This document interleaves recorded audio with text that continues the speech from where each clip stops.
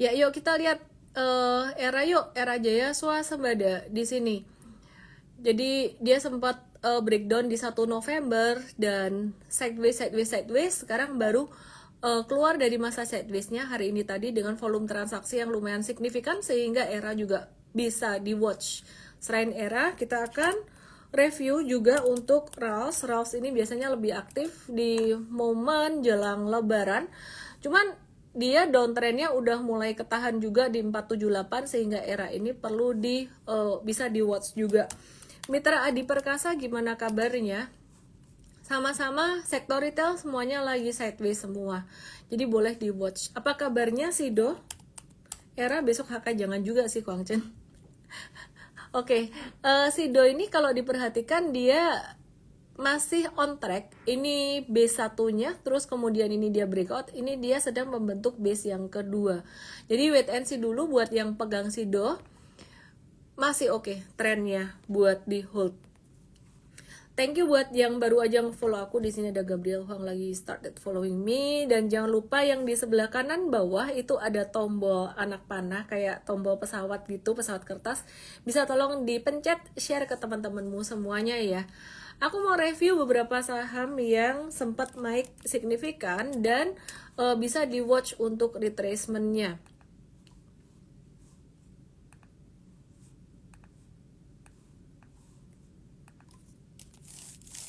Tadi udah dari grup itu.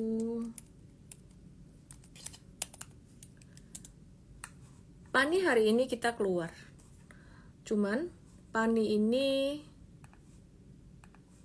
di level 4740 breakdownnya hari ini keluar karena pembatasan risiko untuk mathematical stop loss. Tapi untuk technical stop loss belum. Di 4740 atau 4750-an breakdown dari sini baru dia trennya sebenarnya jadi balik sideways lagi. Di atas 4750 ini sebenarnya trennya masih oke, tapi kita ada pembatasan risiko secara mathematical money management. Tekim belum, masih sideways. TPIA jangan, dia udah ketinggian, wait and see dulu. Pani itu kita profit taking atau bentar, let me check. Oh, Pani profit taking. Ya. 6 hour ago profit taking Pani. Cuan.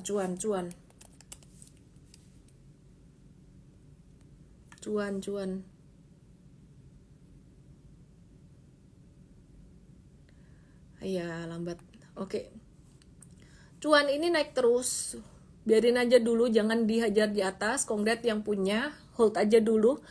Dia memegang 34% saham Petro setelah mengakuisisi Petro melalui PT Kreasi Jaya Persada KJP.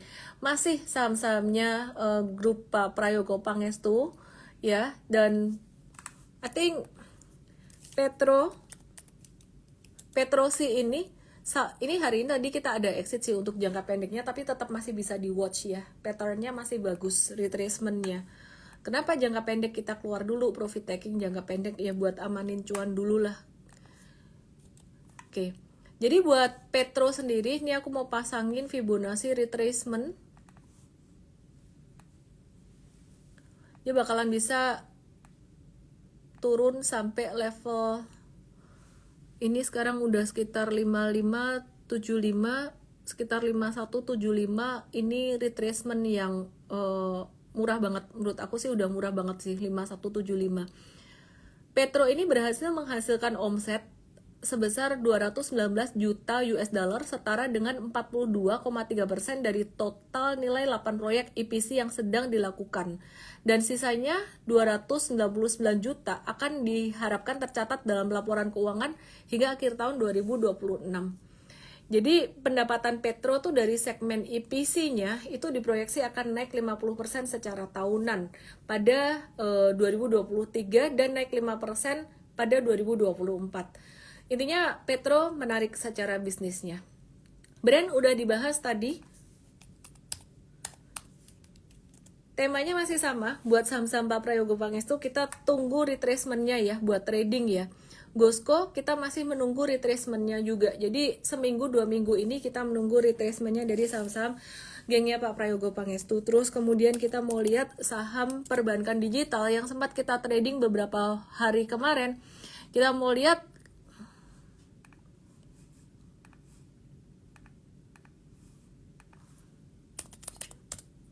BBYB. BBYB kita masih ngehold dari tanggal 23 November.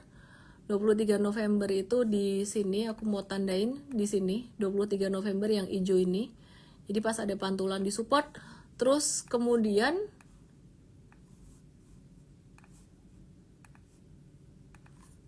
kita ada tradingin 2 kali. Nah, ini kalau mau trading jangka pendek yang ketiga kali bisa nunggu dia dari retracement sampai level sekitaran 396, 398 atau 400-an gitu. Anyway, itu perbandingannya antara trading jangka pendek dan jangka menengah ya. Sama-sama beli di 23 November, tapi yang jangka pendek itu dia udah kejual beberapa kali. Scalping termasuk jangka pendek. Jualan pertama 27 November ini epic sih, sampai dapat 40%-an. Terus beberapa kali ini di trading juga hijau terus BBYB-nya. Sekarang kita masih ngehold dan masih wait and see buat trading jangka pendeknya di sini. Oke.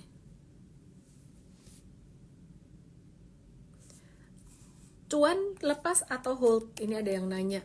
Kalau saham yang udah naik tinggi banget gini, udah vertikal gini, ini boleh dilepas jika fundamentalnya bukan untuk investing. Kalau sahamnya buat trading, lepasnya tapi dikit-dikit aja.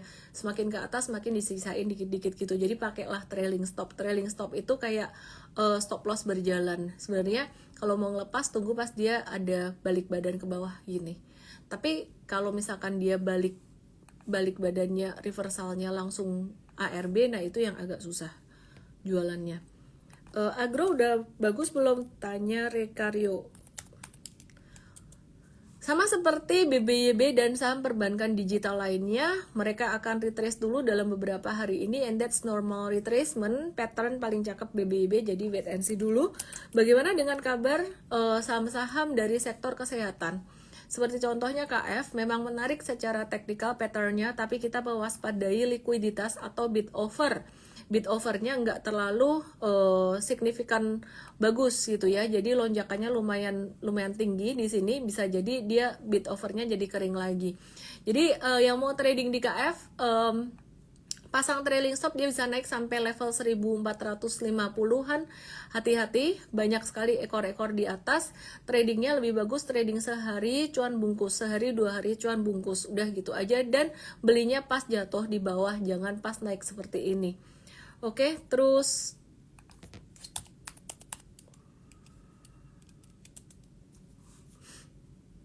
Silo jangan dulu, wait and see jangan dulu.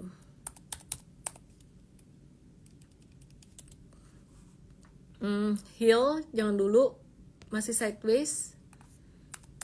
Tama Ranuraya sama kayak KF, kalau besok naik lagi waktunya buat jualan, kalau beli pas turun aja.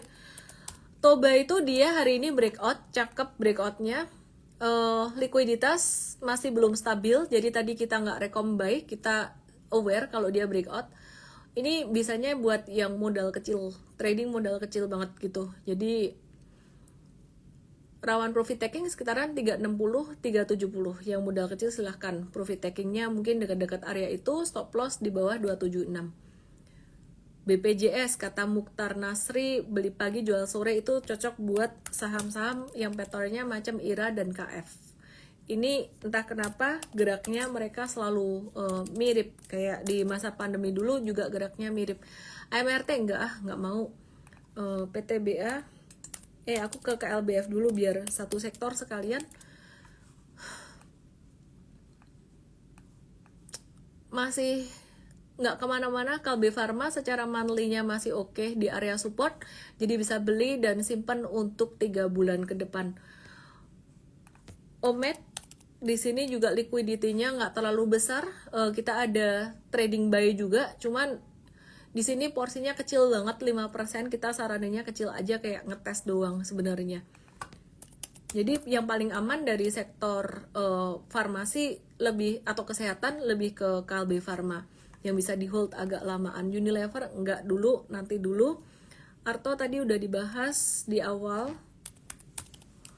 Sekarang kita ke sektor komoditas. Komoditasnya pegas, jangan dulu, masih downtrend dan masih bisa turun. Antam lagi sideways dulu. Kalau mau beli dekat-dekat 15.95 itu lebih low risk ya. Terus PGEO tadi udah dibahas kayaknya. Ya, PGEO jangka menengah kita ngehold, jangka pendeknya kita udah jual. Wait and see dulu kalau mau masuk lagi buat jangka pendek.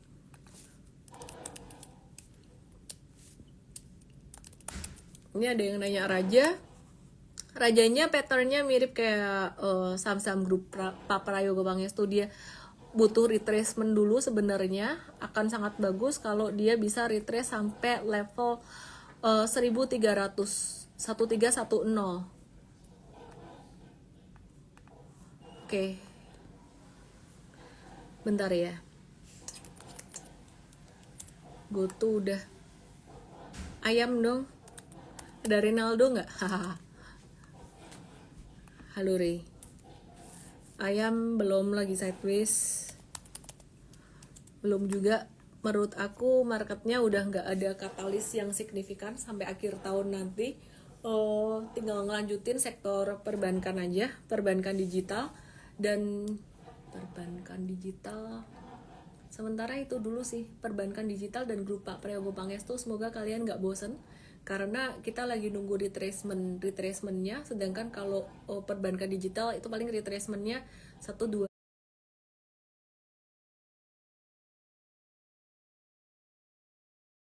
hari lagi. Kalau grupnya Pak Prayogo Pangestu mungkin sekitaran sampai, ini hari apa sih? Ini hari Senin ya, Kamis atau Jumat, kira-kira kayak gitu. Rokok gimana? Ya, aku bahas yang rokok. Mau pemilu gimana kabarnya? Belum ada tanda-tanda. Belum ada tanda-tanda juga buat HMSP-nya. Adaro bagi dividen, ya udah biarin aja. Emiten batubara masih akan bagi dividen kok, lumayan. Nikel belum. Kita lagi nge-watch dulu, dia udah di level bawah gitu, tapi belum deh, masih downtrend lebih besar, arus turunnya masih lebih besar. Harum yang udah ada tanda-tanda sideways, cuman ini dia juga lagi bentuk pattern. Ini ada yang membaca pattern sebagai pattern double bottom, tapi ada juga yang ngebaca ini sebagai pattern inverse pennant.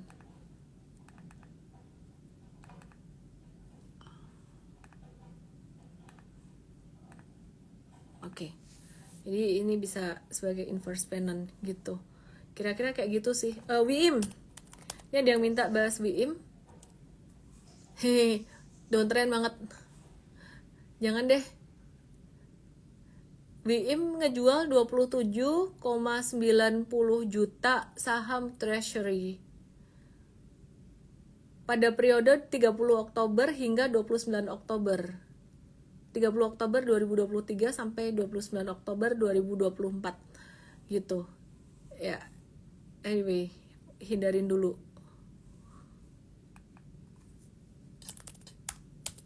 SRTG ini banyak kelolaan dia, portfolio dia tuh yang di sektor komoditas seperti yang aku udah pernah bilang, yang lagi agak slow down. Jadi wait and see dulu. Oke, teman-teman, kira-kira gitu dulu. Ya, kita lagi buka early bird 1 untuk workshop super trader.